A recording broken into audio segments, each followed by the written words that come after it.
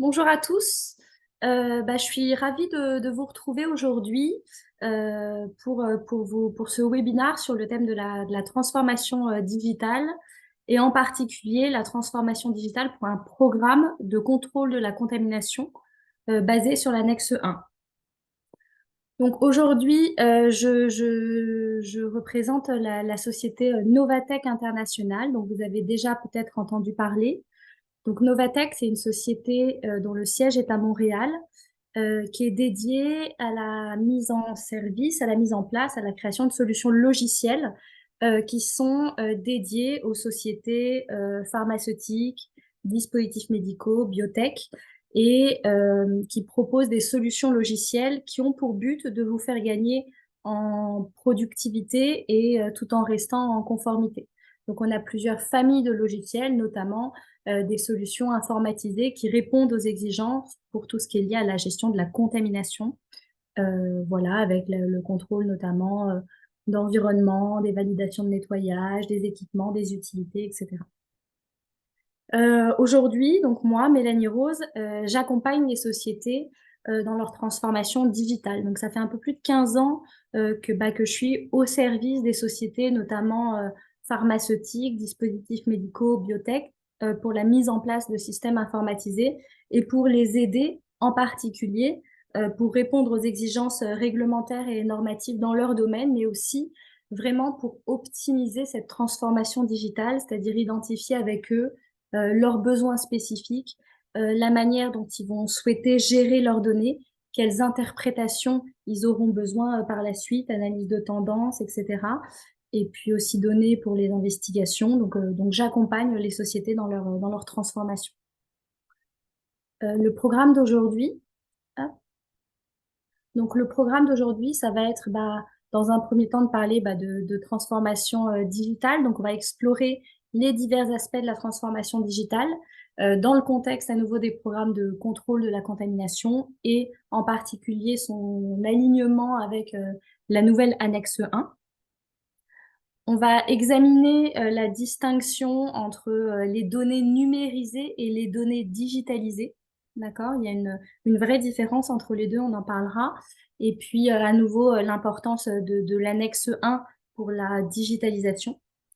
On va aborder aussi toute la partie intégration des éléments de contrôle de la contamination grâce à la digitalisation. On mettra en particulier l'accent sur tout ce qui est corrélation de données, identification des modèles, des tendances.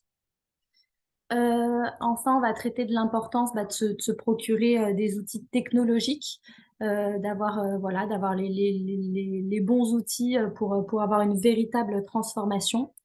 Et enfin, les considérations associées à l'intégrité des données, aussi bien dans la mise en place d'une stratégie pour la CCS que l'utilisation de vos outils technologiques d'une manière générale. Au cours de cette session, on aura des petits quiz en live. Donc, on utilise une méthodologie qui s'appelle Slido. Et donc, vous aurez affiché de temps en temps un petit QR code avec des questions auxquelles vous pourrez répondre directement.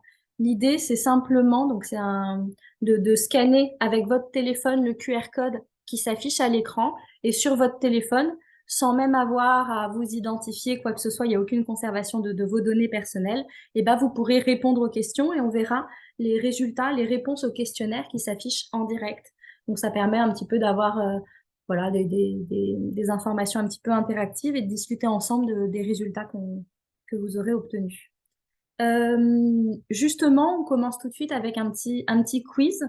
Donc vous avez là le petit QR code qui s'affiche. Donc, il vous suffit de le doucher, de prendre une photo avec votre appareil photo avec votre smartphone. Et vous aurez 3 questions auxquelles vous pourrez répondre directement et les données vont s'afficher directement sur les slides. Donc, je vous laisse prendre une minute ou deux pour répondre aux questions.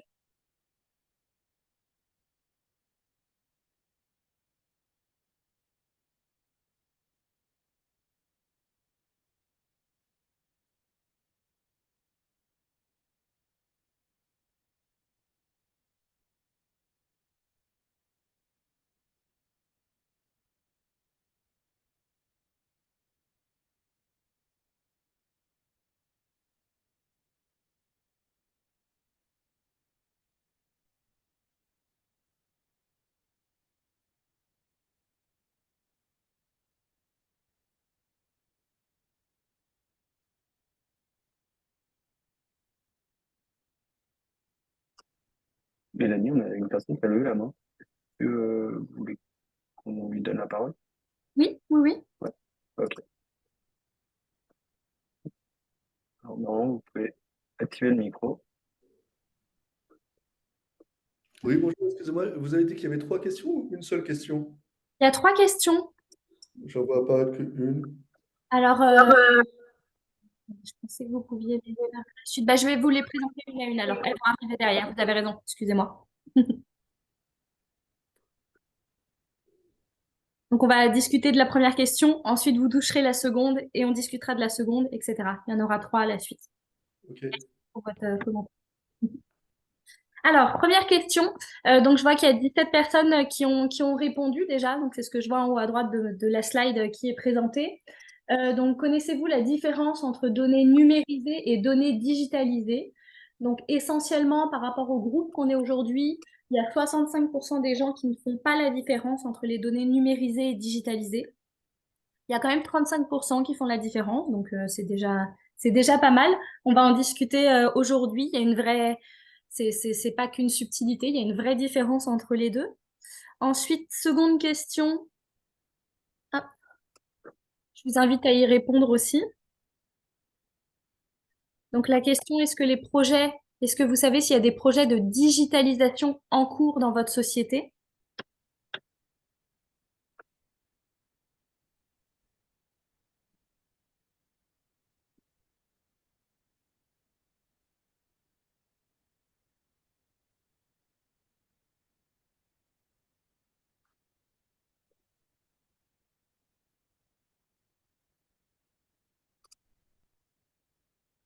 Ok, donc a priori pour la majeure partie d'entre vous, dans vos entreprises, il y a des projets de digitalisation. Alors il faut effectivement définir ce qu'est la digitalisation, on va le voir ensemble. Mais voilà, pour la majeure partie, il y a des projets. Pour ceux qui ont répondu non, alors peut-être qu'il n'y a pas de projet de digitalisation, peut-être aussi que vous n'en êtes pas informé aujourd'hui. Quoi qu'il en soit, on va en discuter aussi. Enfin, dernière question.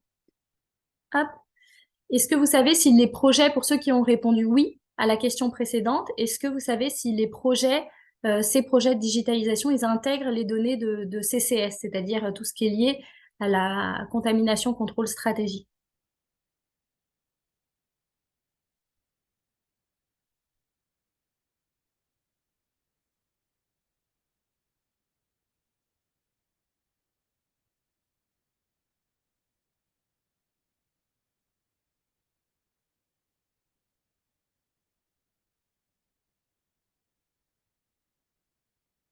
Ok, donc en majorité, selon vous, il n'y a pas, enfin ces projets de digitalisation dans vos entreprises, ils n'intègrent pas toutes les données de CCS. Ce qui est véritablement dommage, puisqu'aujourd'hui, la nouvelle annexe 1 notamment, elle promouvoit le fait d'analyser, d'interpréter, de faire de la corrélation de données. Et pour ça, la digitalisation est un véritable outil est indispensable pour pouvoir répondre au mieux aux nouvelles exigences de l'annexe 1 qu'on va voir un petit peu plus en détail tout à l'heure. Ok, donc c'est parti. Euh, donc on va commencer par justement cette définition, données numérisées versus données digitalisées. D'accord? Donc la numérisation, c'est vraiment le procédé de conversion. D'accord? Donc, on va convertir les données, c'est-à-dire qu'on va avoir des données papier et puis on va les convertir sur un support informatique, voilà, dans le but de les avoir de manière informatique sur votre ordinateur. D'accord? La digitalisation, c'est un peu plus complexe parce que ça va transformer le mode de fonctionnement de vos entreprises dans le sens où on va avoir une remise en place profonde des processus informatiques dans le quotidien des entreprises et des sociétés. Donc, l'outil informatique, ça va être un réel support dans la gestion quotidienne des données. D'accord? Ça va vous aider à vous organiser, à interpréter les données, à avoir les données dans un même environnement, à corréler les informations, d'accord? Et quand on digitalise, l'idée, c'est vraiment d'optimiser les processus, d'accroître l'efficacité et d'améliorer tout ce qui est associé à la prise de décision, d'accord? Grâce à la digitalisation, on va pouvoir analyser de grands volumes de données, notamment pour tout ce qui est associé à la gestion de la contamination et Euh, donc à nouveau, donc aujourd'hui, on est obligé de passer par cette étape de digitalisation si on veut vraiment être compétitif. L'innovation technologique, ça va pas consister seulement à numériser, mais ça va être aussi mettre en place toute une base digitale au service de l'amélioration de nos processus pour réduire, voire réduire autant que possible tous nos risques, on va dire pour survivre à l'ère digitale. D'accord? Donc, à nouveau, ça va vraiment dans le sens de l'amélioration continue, innovation, discipline de l'innovation continue. Et donc, ça, c'est possible que via la transformation digitale. Euh, Aujourd'hui, donc, il y a un article qui est très intéressant de l'ISPE qui s'appelle Technology Trend de Transition to Digitalization. Donc, aujourd'hui, la digitalisation dans l'industrie pharmaceutique, elle implique le développement et la mise en œuvre de technologies numériques à tous les niveaux des opérations pharmaceutiques. Donc, l'objectif, c'est vraiment de transformer l'industrie en capturant, en analysant énormément de données, en les collectant à partir d'un large éventail de sources différentes de données pour soutenir la R&D, le développement clinique, la fabrication, l'assurance qualité, le contrôle qualité, etc., etc. D'accord? Donc c'est vraiment quelque chose de très global aujourd'hui. Et malgré le potentiel, on va dire, de transformation digitale, l'industrie pharmaceutique a toujours été un peu plus lente que d'autres secteurs à adopter des outils digitaux pour plusieurs raisons, certaines qui sont liées à nos complexes réglementations et normes, mais pas seulement. Et voilà, mais aujourd'hui, avec les contraintes qu'on a et notamment notre expérience liée à la pandémie, on a façonné une transition vers la digitalisation de plusieurs façons. Donc les données numérisées versus digitalisées. Donc à nouveau, grâce à des données digitalisées, on va pouvoir avoir un accès centralisé. Toutes les données vont être à un endroit commun. On va pouvoir vraiment centraliser pour corréler nos données, les comparer, les interpréter en parallèle. Donc on aura dans ce cas-là un niveau d'analyse beaucoup plus efficient.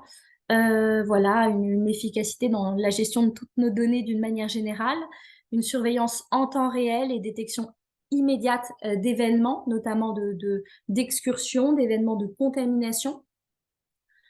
On pourra aussi mettre en place des mesures préventives, être plus proactifs dans la reconnaissance des modèles, des tendances et bien sûr de tout ce qui va rentrer en compte pour la conformité.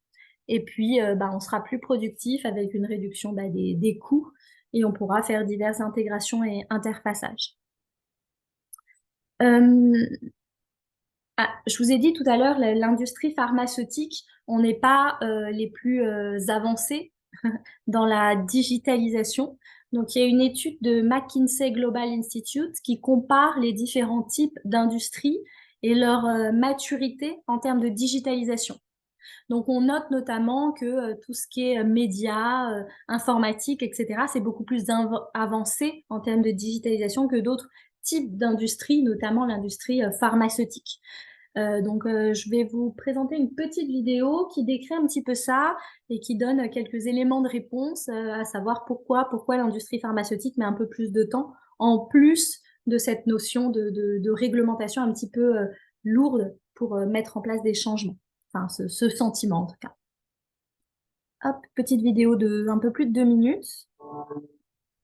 For businesses to get the productivity benefits of digital advances, they have to do more than just buy the latest tech. Digital leaders also stand out because of how they put it to work and how they integrate digital tools into employees' day-to-day tasks. A recent study looked at 27 indicators of digitization across industries and grouped them into these three broad categories of digital assets, digital usage, and digital workers. It's no surprise that the IT and media industries lead the way, along with some other knowledge-intensive sectors that are highly digitized across all or most dimensions. They have the technology, they use it to interact with their customers and process transactions, and most importantly, their employees use it to work more efficiently. But most other sectors show significant room for improvement. Capital-intensive sectors such as utilities, basic manufacturing, and real estate have the potential to improve productivity by furthering their physical assets. While this has been happening gradually since the 1960s, the emergence of the Internet of Things is introducing new opportunities here. There is also some overlap between these and other B2B sectors like wholesale, which could improve interactions by engaging with customers digitally. Meanwhile, B2C sectors like education, healthcare, and construction could also benefit from digitizing their customer transactions. Lagging behind the rest are the quasi-public and highly localized sectors, the companies that are struggling with digitization across every category. Even the ones with access to great digital assets, such as the advanced diagnostic tools used in healthcare, struggle to bring digitization to other parts of the sector, customer transactions, for example. But surprisingly, the area where the most sectors are lacking is in providing digital tools to their workforce. An analysis of over 12,000 detailed task descriptions revealed that technology is yet to penetrate the day-to-day work of most Americans, and many companies are still stuck in the habit of keeping their few digitized tasks in a separate department. The good news is, if they can close this gap, the upside is huge, and all sectors could see major improvements in innovation, productivity, and profits.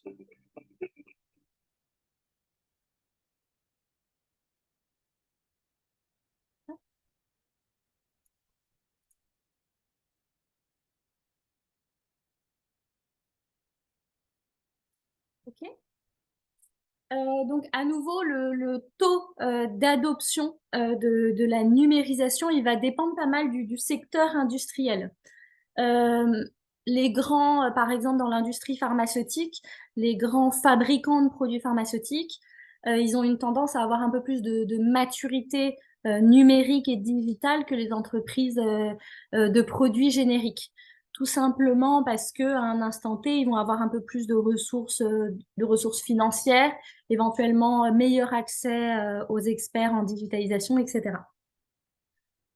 Quoi qu'il en soit, donc il y a plusieurs études qui ont été menées et on s'est rendu compte que entre 85 et 95% des tentatives de transformation d'entreprise échouent ou sont en difficulté. Et parmi ces raisons de l'échec, il y a des études qui ont permis de mettre en évidence plusieurs raisons, notamment le faible niveau d'engagement des employés et la complexité. D'accord? Donc, c'est vraiment quelque chose d'essentiel pour mettre en place une transformation digitale, de bien définir son besoin pour faire le plus simple possible et engager les employés, voilà, dans cette gestion du changement. Donc, il y a d'autres raisons pour lesquelles les dirigeants peuvent hésiter à adopter la transformation digitale. On va avoir notamment quelques obstacles, donc une vision et des objectifs qui sont pas bien définis, un manque de compréhension, de connaissances, notamment pour gérer les différents départements concernés, données concernées par cette transformation, des manques de compétences en leadership, bien sûr, le manque d'agilité organisationnelle, et puis bien sûr tout ce qui peut être associé à l'implication de tous, l'engagement du personnel, etc. Donc des systèmes d'implication, d'engagement, de récompense, etc. et d'accompagnement au changement pour nos différents employés.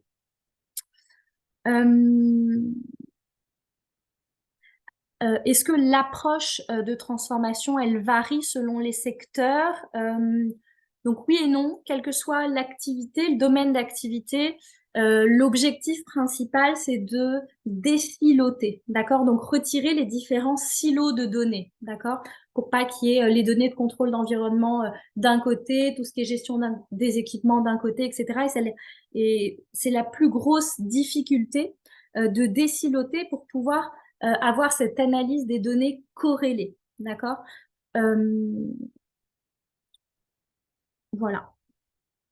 Pour revenir un petit peu à tout ce qui est gestion de la contamination, donc contamination, contrôle, stratégie, il y a différents éléments qui sont à prendre en compte dans le cadre d'un CCS, donc contamination, contrôle, stratégie documenté, notamment équipements, personnel, les utilités, les locaux, les matières premières, tout ce qui est lié facility design, etc. L'environnement, bien sûr, donc l'air, les particules, tout ce qui est lié aux microbiaux, gaz, les AC, etc.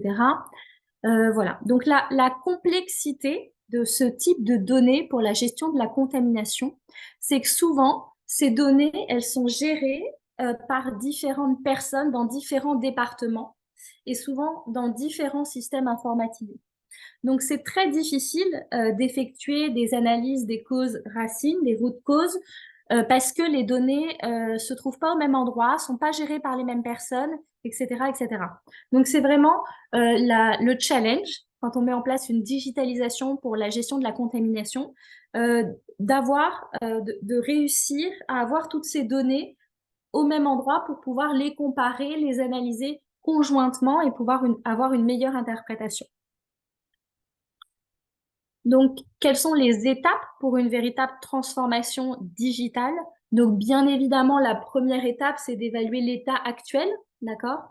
Qu'est-ce qu'on a? Qu'est-ce qu'on a comme type de données? Qu'est-ce qu'on a comme système informatisé? Comment sont gérées, je sais pas, ces données dans les différents départements, etc., etc. Donc, on fait un état des lieux, on évalue l'état actuel. Ensuite, on va définir des objectifs pour notre transformation digitale. À nouveau, comme je vous disais, dans les échecs des transformations digitales, souvent, c'était lié au fait que les besoins soient pas bien définis, que la vision soit pas claire, d'accord?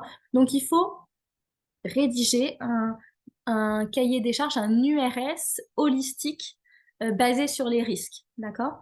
Donc, un URS, donc pour ceux qui connaissent pas, User Requirement Specification, donc c'est vraiment un cahier des charges de quelles sont les données qu'on veut gérer conjointement, qu'est-ce qu'on souhaite digitaliser, d'accord? Et ça, on va le faire. Ça se fait pas tout seul. On doit recourir à des experts dans les différents domaines concernés, donc des SME pour identifier les processus, tous les éléments de gestion de la contamination qui vont rentrer dans ce cadre. D'accord?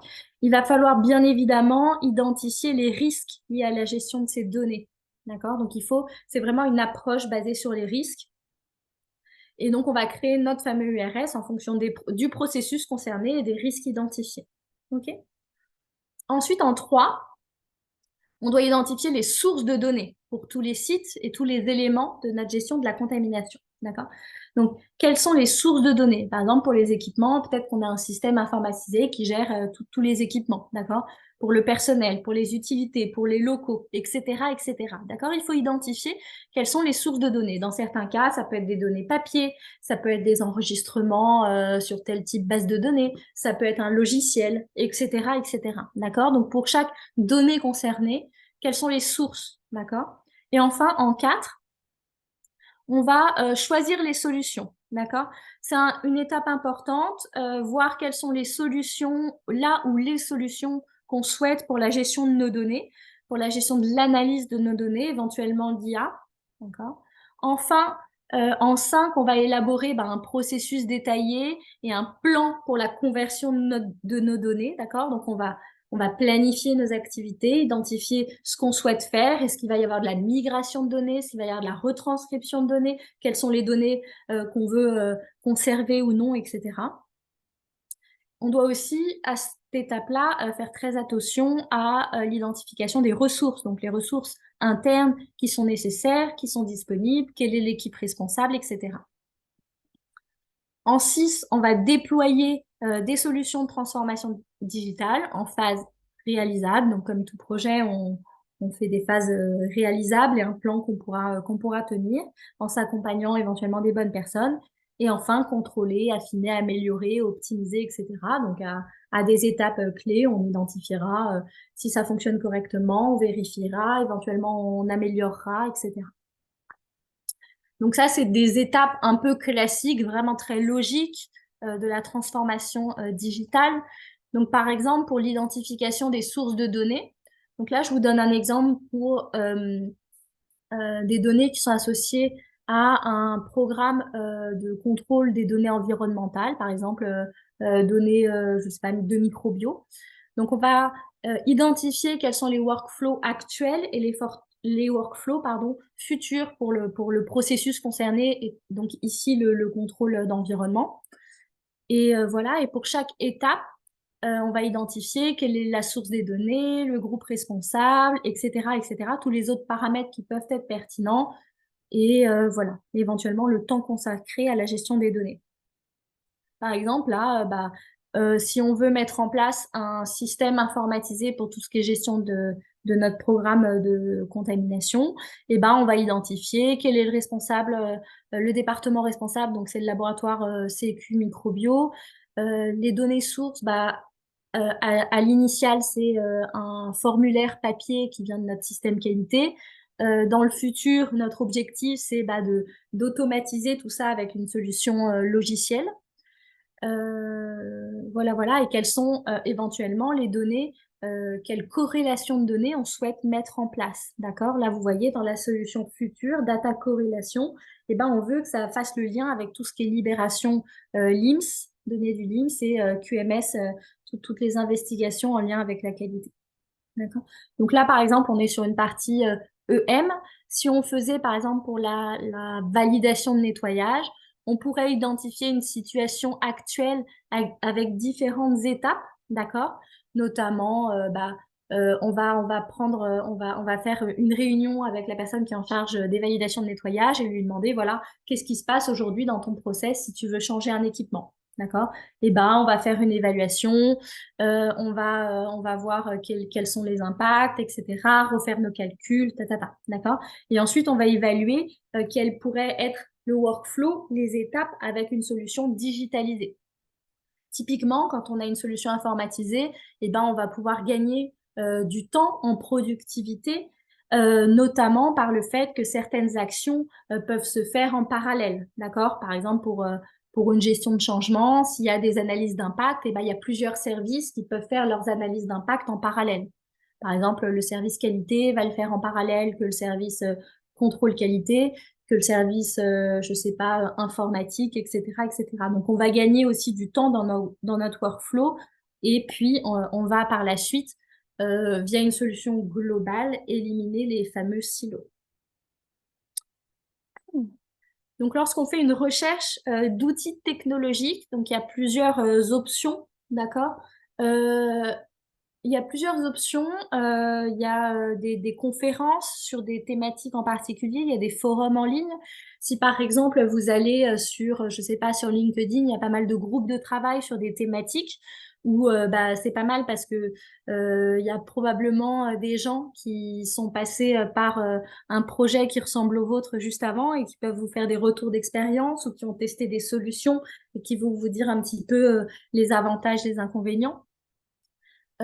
Voilà, il y a pas mal dans les conférences aussi, par exemple dans les événements type A3P, PDA, etc. Il y a pas mal de gens qui font des retours d'expérience sur des mises en place de solutions et de la digitalisation. Il y a même des événements dédiés à la digitalisation. C'est important aussi de travailler avec différents fournisseurs. Alors, l'idée, c'est pas de travailler avec 15 fournisseurs et d'essayer de récupérer le maximum d'informations de vos 15 fournisseurs, mais peut-être que vous pouvez avoir identifié un ou deux fournisseurs qui sont un peu plus pertinents par rapport à votre besoin. Et n'hésitez pas à les solliciter pour vous aider parce qu'ils ont vraiment du recul sur l'implémentation et ils vont pouvoir vous aider en fonction de votre situation actuelle, de vos besoins, de votre budget, de votre projet d'une manière générale pour vous dire quelle est la meilleure solution, les meilleures possibilités de digitalisation chez vous et les meilleurs outils à disposition. Donc, n'hésitez pas.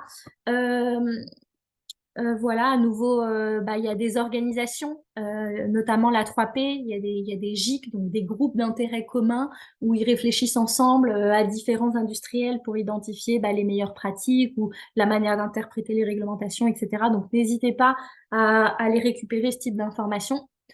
Bien sûr, prendre en considération tout ce qui est associé au guidance réglementaire, d'accord? Donc, il y a bien sûr la réglementation. Ensuite, souvent, il y a des guides méthodologiques qui vont vous aider dans leur interprétation, etc. N'hésitez pas à les prendre en compte. Notamment, il y a pas mal de guides et de choses sur la conformité en lien avec tout ce qui est intégrité des données, de data integrity. Et bien sûr, il faut prendre en compte dans le choix de votre solution les ressources qui sont disponibles chez vous. Il y a plusieurs possibilités quand on met en place des systèmes informatiques, quand on digitalise, il y a la possibilité, par exemple, de faire appel à des développeurs ou un fournisseur avec des développeurs pour des développements spécifiques, d'accord? C'est-à-dire que vous identifiez vos besoins et ils codent pour vous une solution, ou bien il y a des solutions qui existent sur le marché et qui sont prêtes à l'emploi, d'accord? Forcément, quand vous faites appel à des solutions prêtes à l'emploi, sans développement spécifique, c'est des solutions qui vont être prêtes immédiatement et en général qui sont dédiées à votre secteur d'activité et qui nécessiteront moins vos ressources en interne. D'accord? Puisque c'est des solutions qui sont déjà éprouvées chez d'autres industriels du secteur, etc., fiables. Et voilà. Après, les deux options sont bonnes. Il faut juste intégrer que c'est pas la même implication interne quand on fait appel à une solution qui est développée spécifiquement pour vous, qui est codée pour vous, ou à une solution qui est prête à l'emploi, on dit business ready.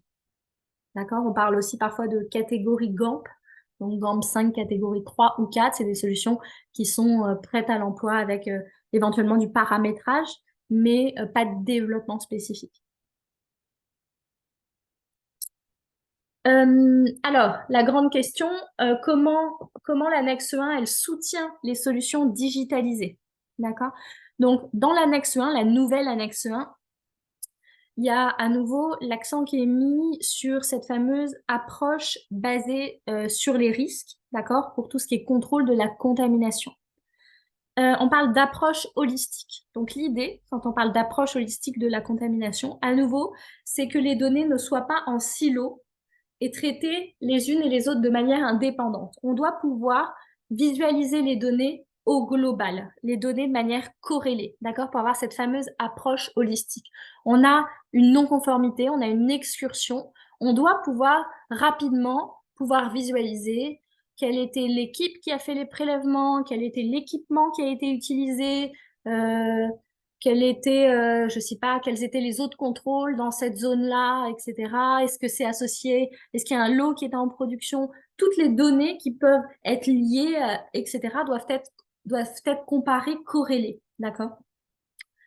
À nouveau, l'accent est mis sur l'intégrité des données. Donc, l'intégrité des données, c'est vraiment qu'est-ce qu'on attend de nos données au sens données informatiques, à savoir qu'elles soient attribuables, par exemple. C'est-à-dire que chaque donnée dans votre système informatisé, on doit pouvoir dire qui l'a générée, etc.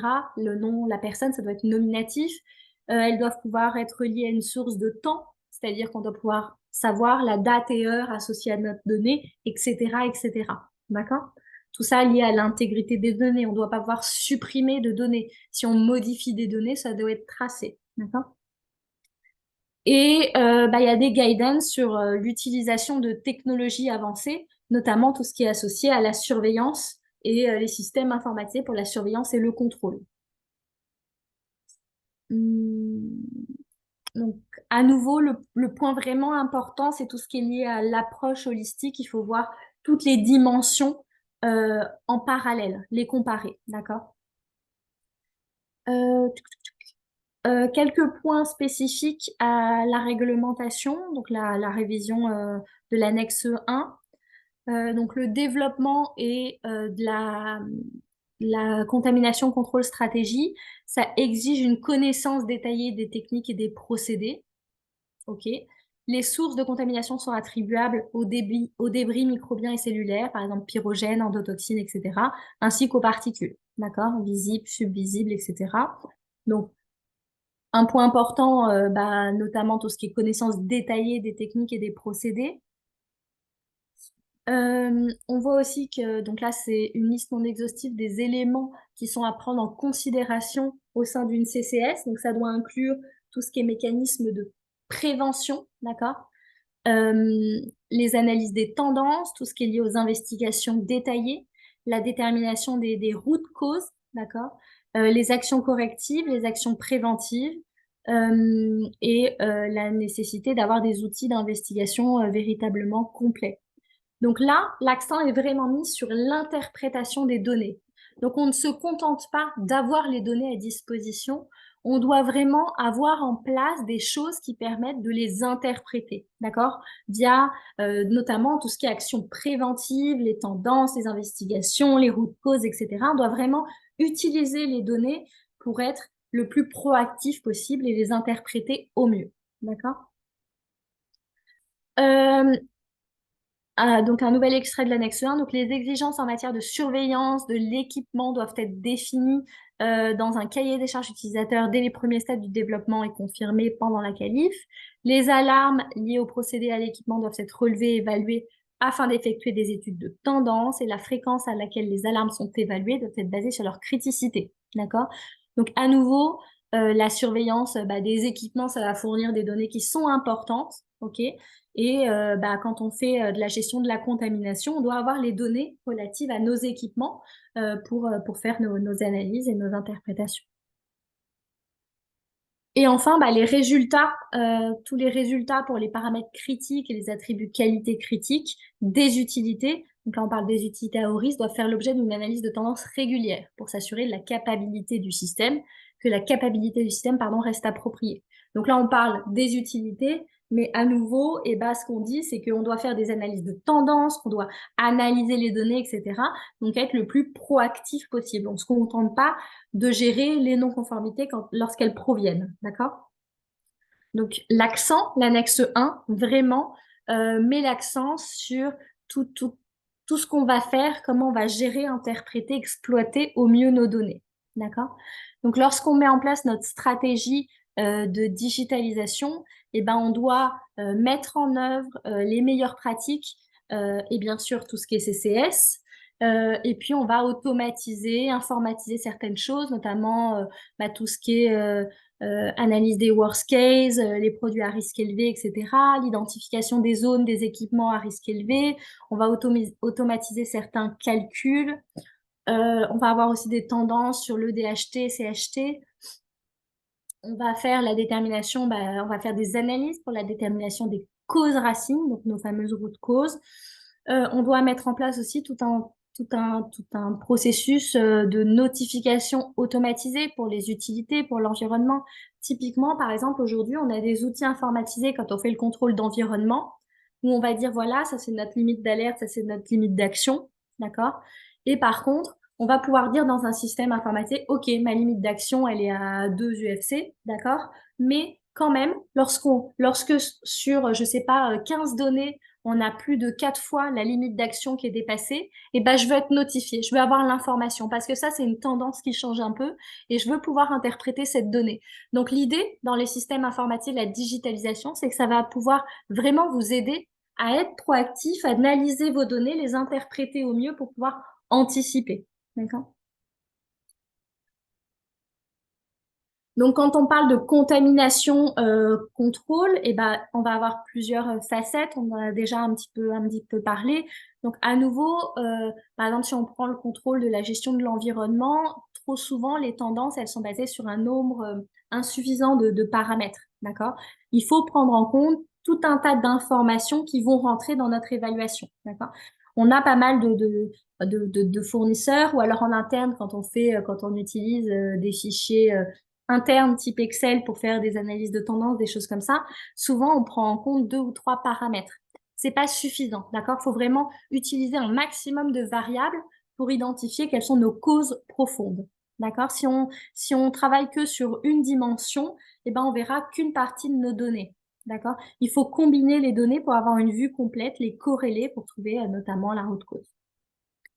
Typiquement, quand on fait une tendance là avec 4 paramètres, on peut visualiser, par exemple, en regroupant pour une même non-conformité, regrouper par emplacement, par personne qui a effectué l'analyse, par type de micro-organisme, etc., etc. Et donc, en disposant de plusieurs points de vue, on va pouvoir approfondir vraiment l'interprétation pour trouver la source de la contamination. Typiquement, l'emplacement, ça va donner des indices sur le point d'entrée possible du micro-organisme. Le type de micro-organisme, par exemple, est-ce qu'il est présent dans l'eau, dans l'air, sur la peau, etc. Ça va donner des indications sur la source. Les lots, le produit qui était en cours de production associé, ça peut donner des indications sur la charge biologique dans les matières premières, etc. etc., etc. Et donc, on va pouvoir avoir les informations non plus en silo, mais vraiment corrélées pour interpréter au maximum ces données. On va pouvoir faire des tendances aussi en comparant par rapport à nos fameuses limites d'alerte, d'action, etc. Des systèmes informatisés vont nous aider pardon, à faire toutes ces analyses, toutes ces interprétations de données. Hop, je vais un petit peu vite par rapport à ça. Donc, à nouveau, en termes de stratégie de digitalisation, il faut pouvoir mettre en place des tendances préventives pour tous les éléments, des tendances de routine, des tendances aussi pour tout ce qui est associé aux enquêtes, aux investigations et tendances post-correctives. Donc, une fois qu'on a mis en place des actions correctives. Donc, un programme de tendance bien conçu et très puissant. Donc, il faut vraiment se poser la question sur nos données en tant que telles, d'accord? Pour qu'elles soient analysées, qu'est-ce qu'on veut comme information, pour qu'elles soient pas seulement rapportées, mais aussi vraiment qu'on puisse les utiliser. Donc, quelles informations ces données fournissent? Quelles conclusions on peut en tirer, pardon? Est-ce qu'il y a des nouveaux risques qui peuvent être identifiés?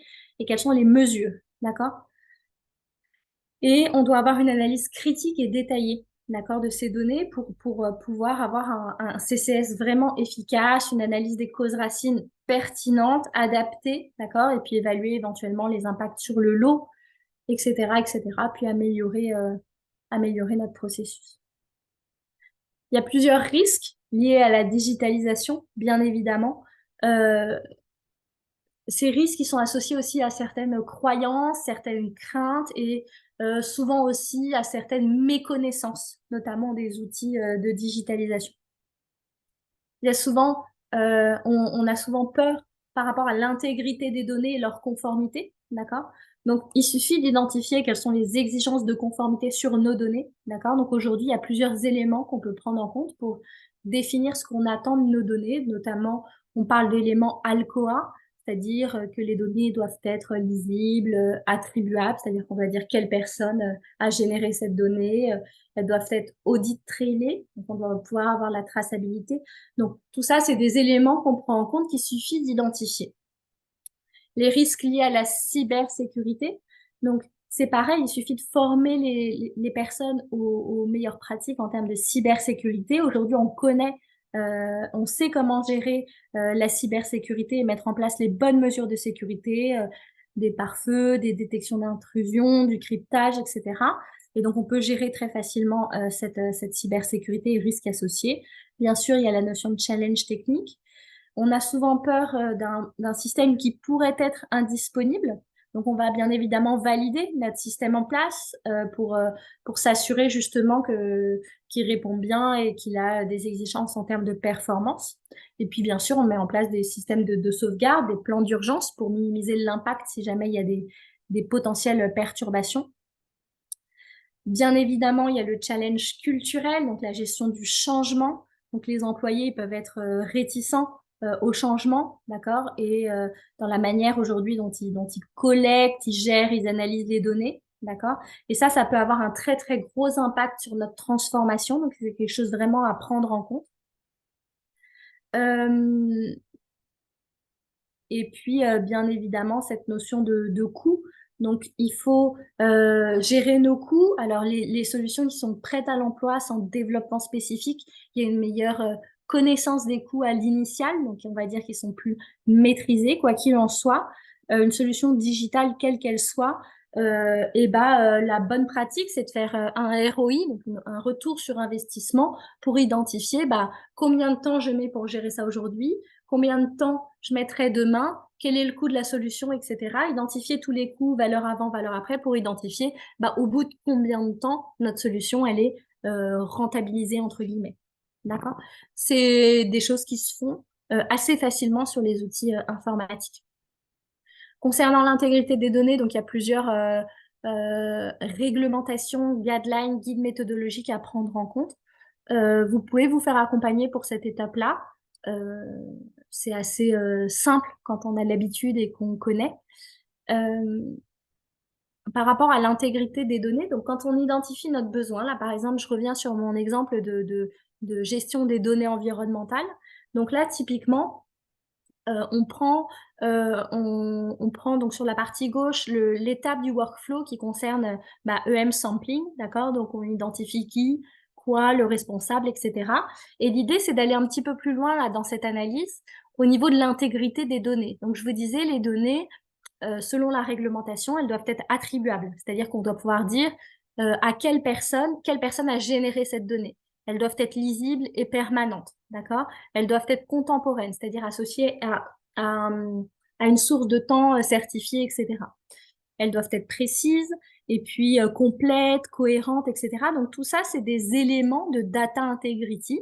Il faut identifier sur nos données, d'accord, par rapport à notre workflow, bah, ce qu'on attend de nos données aux différentes étapes, d'accord? Donc typiquement, dans notre exemple, vous voyez, par exemple, pour la revue des résultats, donc la partie droite, vous voyez, data source, bah, on identifie que là, on est avec une solution EM-LIM, c'est l'audit trail, la revue de l'audit trail associé, qui est responsable, combien de temps on met et ce qu'on attend de nos données. D'accord? Bien évidemment, donc ça va rentrer dans les éléments de notre URS, de notre cahier des charges. Et ensuite, ce sera vérifié et validé au cours de la validation du système informatique. Quand on parle de maturité de notre entreprise, du coup, il y a bien évidemment plusieurs niveaux de maturité dans les entreprises. Voilà, donc le niveau le plus bas, c'est celui qu'on va voir en bas, donc analogue. Donc c'est des termes un peu arbitraires, hein, mais l'idée c'est que dans ce cas-là, on est sur des données papier qui ne sont pas intégrées, d'accord? Le niveau là résistant, ça sous-entend bah, qu'on a un faible soutien du processus informatisé et de la technologie numérique d'une manière générale. Bah, dans ce cas-là, les initiatives digitales sont déconnectées, elles sont mal alignées sur la stratégie, elles sont pas axées sur l'amélioration de nos processus, d'accord? On a le niveau Explorer. Donc là, le niveau Explorer, c'est un petit peu mieux entre guillemets, mais les données, elles sont pas encore bien intégrées, elles sont pas encore complètement cohérentes, d'accord, les données numériques. Et dans ce cas-là, on va dire que les entreprises elles vont avoir identifié le besoin de développer un processus numérique un peu amélioré, mais c'est pas véritablement intégré. L'exécution, elle n'est pas vraiment reproductible, ça apporte pas vraiment d'amélioration. Ensuite, on va avoir le niveau un peu player. Donc là, on a des processus qui sont vaguement connectés, mais pas vraiment innovants. Donc les objectifs des entreprises et de l'informatique sont bien alignés au niveau sur la création des produits, mais c'est pas réellement innovant, d'accord? Il n'y a pas vraiment d'innovation à ce niveau-là. Et puis enfin, on a le niveau transformer. Donc là, on est sur un réel support de nos outils digitaux. Donc là, on commence vraiment à être dans quelque chose de très intéressant en termes de digitalisation. Euh, voilà, il y a une véritable expérience de nos utilisateurs finaux. Et enfin, donc le dernier niveau, on a une intégration optimale. D'accord? C'est-à-dire qu'on a une transparence des données. On a une vraie modélisation en fonction des capacités numériques et digitales. C'est vraiment support dans notre amélioration continue, d'accord? Et donc, ça veut dire qu'on introduit activement l'utilisation de nouvelles technologies de digitalisation et de nouveaux modèles d'entreprise pour accroître l'efficacité, d'accord? On a une très bonne connaissance de l'écosystème et le retour d'informations, c'est des éléments constants, on va dire, de notre innovation et de notre amélioration. Donc, à nouveau, là, dans cet exemple, il y a plusieurs manières de les nommer. Il n'y a pas vraiment de règles, il y a vraiment plusieurs niveaux, entre guillemets, de digitalisation, de maturité en termes de digitalisation dans les entreprises. Donc, je vais vous poser une petite question. Oups. Quel est selon vous le niveau de maturité général de votre entreprise? Donc, à nouveau, je vous invite à doucher, à scanner le petit QR code.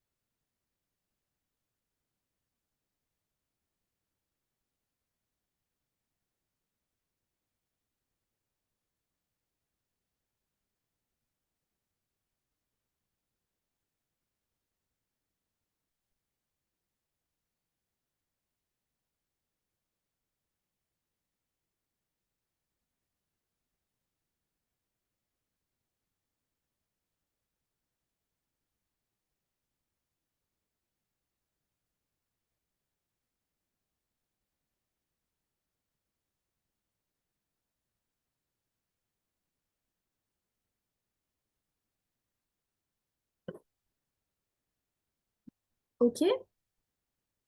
hop, je pense qu'on a pas mal d'informations.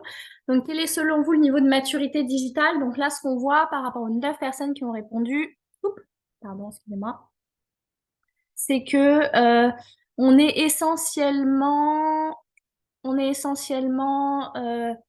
niveau 3-4, donc Explorer Player. Il y en a qui sont vraiment au niveau 1, donc le plus bas du plus bas, c'est-à-dire qu'il y a à peine de digitalisation. OK. Donc personne a priori sur le niveau les 2 niveaux les plus élevés. OK. Et donc, une deuxième question, quels sont selon vous les obstacles, les risques qui freinent la digitalisation? Donc, c'est à vous de décrire un ou plusieurs mots. N'hésitez pas, vous pouvez en mettre plusieurs. Donc, pareil, un petit sondage.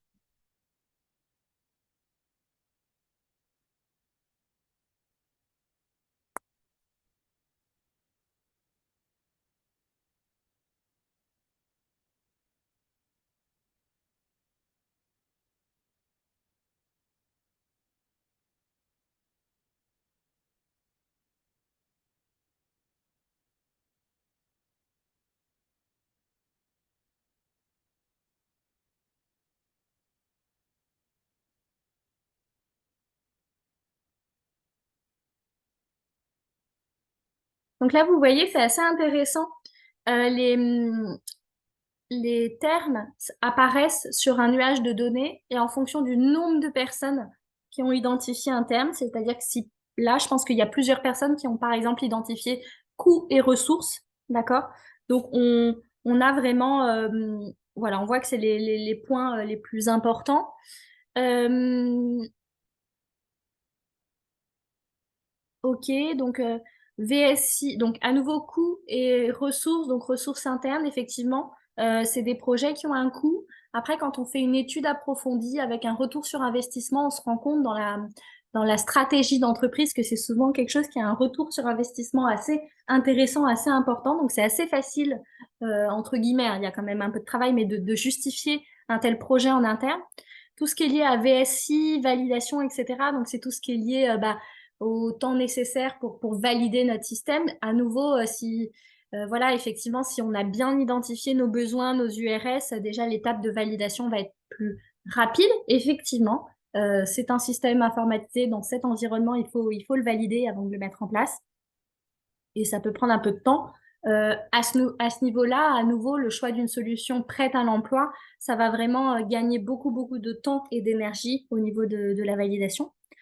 Manque de connaissances, compétences, etc. Il y a à nouveau plusieurs données pour vous aider un petit peu à vous accompagner là-dedans.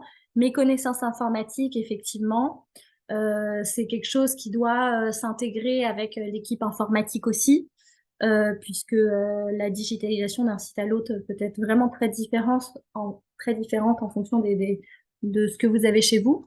Résistance au changement, effectivement, c'est un gros point.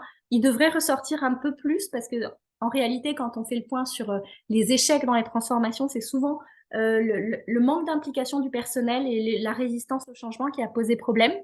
Donc, c'est vraiment quelque chose à intégrer aussi dans votre transformation. Quoi qu'il en soit, à nouveau, la nouvelle annexe 1, elle va vraiment dans le sens, elle recommande vraiment l'utilisation d'outils. En tout cas, elle recommande le fait d'analyser les données, non plus en silo, mais vraiment de manière corrélée. Et donc, ça va complètement dans le sens de la digitalisation. Enfin, pour conclure, vos données ne sont pas seulement une collection de données, d'accord?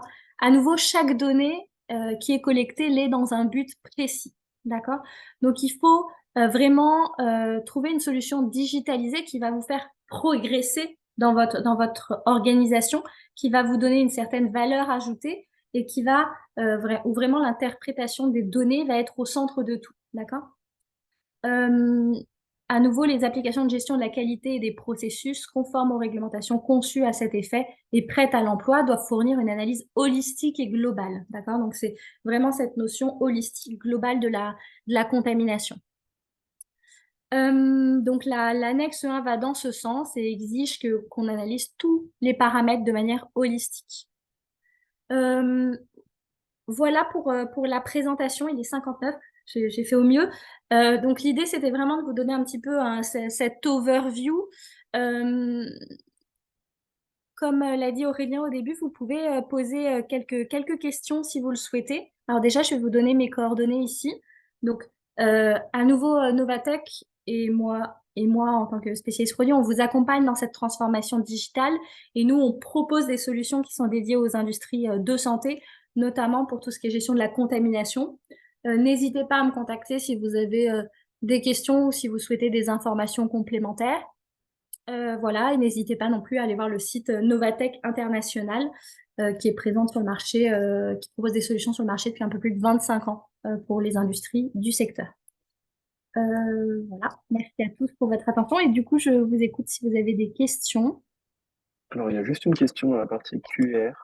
Hum, C'est calcul HBELS.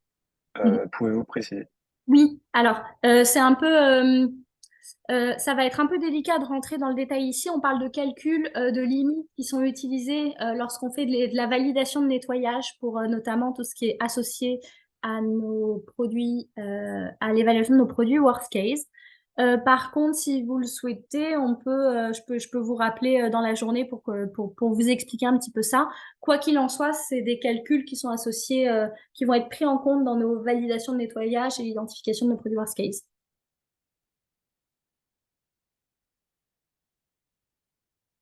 Ok, je ne vois pas d'autres questions ouvertes. Si vous Écoutez, voulez participer à l'oral aussi, n'hésitez pas.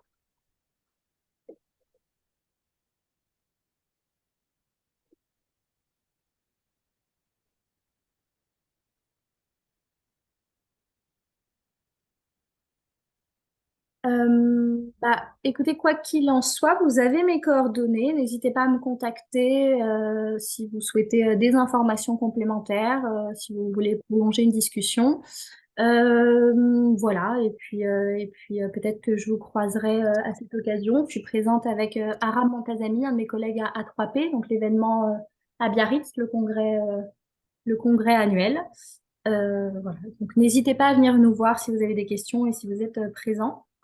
Et je vous remercie à tous pour votre attention.